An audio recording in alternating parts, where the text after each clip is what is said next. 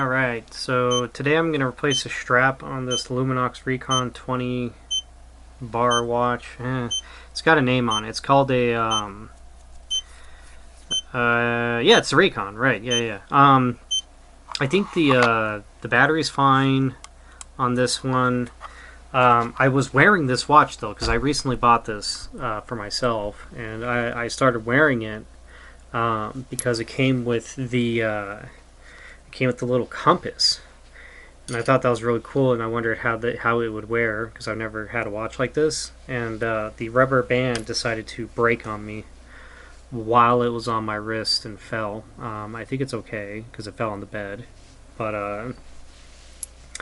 I now have to replace the band on this, and yeah, I don't actually have any of my bands up here. Hold on. Okay, I'm back. Sorry about that. I just went and grabbed a band or NATO strap for this. So I've actually had this watch before. It features a walking distance calculator, which is really cool. But it's really rare to find these with their original bands, and I think I just found out why. They seem to break. And I think as far as rubber straps go, they do have a lifespan. And I want to say you're supposed to replace them every, I don't know, 2 years or so. Because they do get brittle and they do dry out and then they do crack. And then they fail catastrophically, arguably, depending on how expensive your watch is and how much you can't afford to let it hit the ground.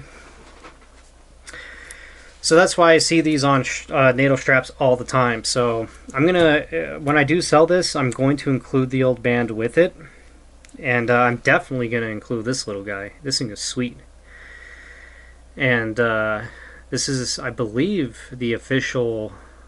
Yeah, it's an official LUMINOX compass. So this definitely goes with that. So yeah, we're gonna get the band off this, put a NATO on it, which should be pretty simple, and then I'm gonna go ahead and call it a video. So this is a band replacement for a. Let's get a good look at this watch actually, because I don't think I showed this watch off yet. So this is a 200-meter water-resistant sapphire crystal LUMINOX watch, made Swiss made. It's got a rotating bezel. These are tritium tubes that are pretty dull at this point. I think this watch is probably going on 10 years plus old now. I think this might be a 24-hour timer. I don't think it's true GMT. I'm not entirely sure. The version I had did not have that, so this must be the generation 2 of the Recon, perhaps. Pretty cool watch. It's got this walking speed calculator, which is pretty interesting. I'm not entirely sure how that works. I can't remember, but it does have that. And then it has this carbon case with the sapphire crystal. It's a series 8830 Recon, and then there's the tritium information there,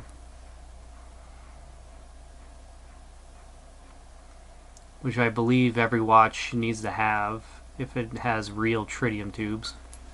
So yeah, very cool watch. I'll go into the dimensions later. This is a large watch, but it's a very cool. It's made out of like plastic, pretty much, a very hard, durable plastic. It might even be infused with Kevlar. I can't quite remember, but I love this. I'm so happy I found my Bergeon tool. It is so much better. So I've got the other one. Where is it? Well, I've got my other tool somewhere, and it's just, the quality is just night and day. If you could afford Swiss tools for watchmaking, you should probably do it. They are worth the money, honestly. It's just they're kind of pricey. But anyways, quick and simple. Now that I have the watch off, I will be, like I said, I'm going to include this watch in with my listing when I do decide to sell this watch. Let's go over the dimensions of the watch itself, though. So it's very light. I wish I had a scale up here. I probably should keep a scale up here, actually, for these kinds of videos, huh? Note to self. Anyways, what we have here is a lug width of 24 millimeter. So I've got 24 millimeter NATO. We have a lug to lug of 25.6 millimeter, and then we have a thickness of 13.6 millimeter, and then the case size itself is about 48 millimeter. So this is a large watch, but it's very light and it's very wearable as a result of being light. It has a kind of toy feel to it. So I'm going to put these here spring bars back in. These appear to be the original spring bars. I could do this with my hands. I don't need to use any tools for this. Get that in perfectly. Boom, there it goes. And then get the second one in. I've got some fingernails that can help out with this. Yeah, fingernails are a tool. I know they're kind of gross, but fingernails help out with this kind of stuff. Sorry. And there we go. So now I have a nice black NATO strap with a white stripe going down the middle. And I think it contrasts really, really well with the grays and silvers of this watch.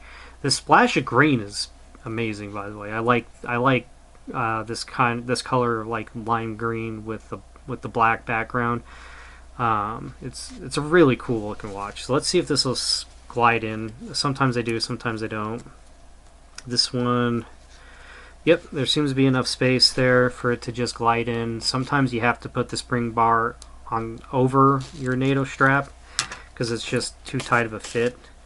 But this actually takes a NATO strap exceptionally well. Look at how that looks.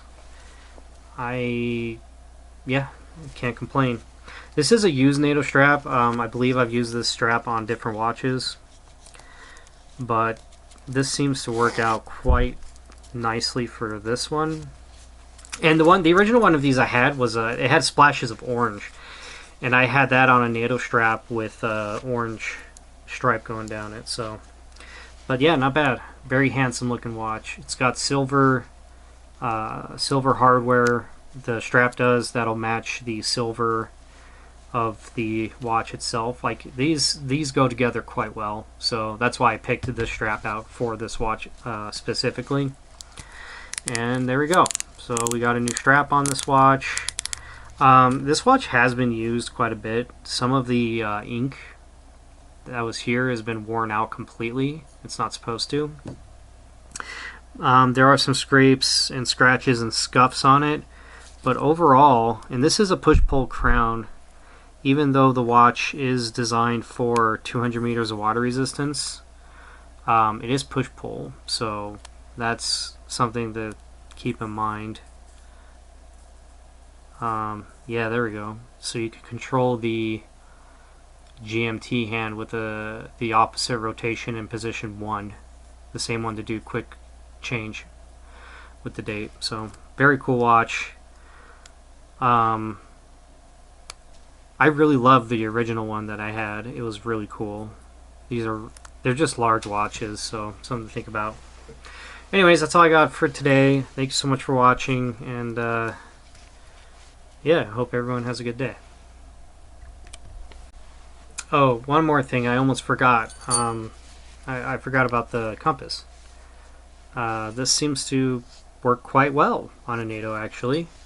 When I wear it on my wrist, it just kind of goes over, you know, like that, and it's really cool. So yeah, there you go. You could put all the old hardware on a NATO and call it a day.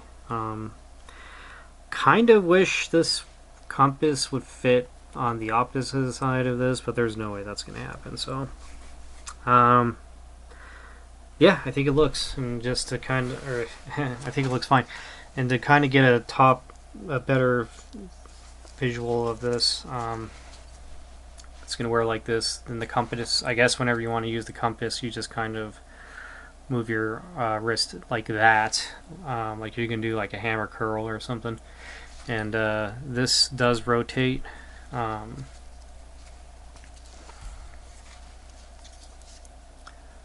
This does rotate like that, so you can position it however you need to. Very cool watch. Thanks for watching.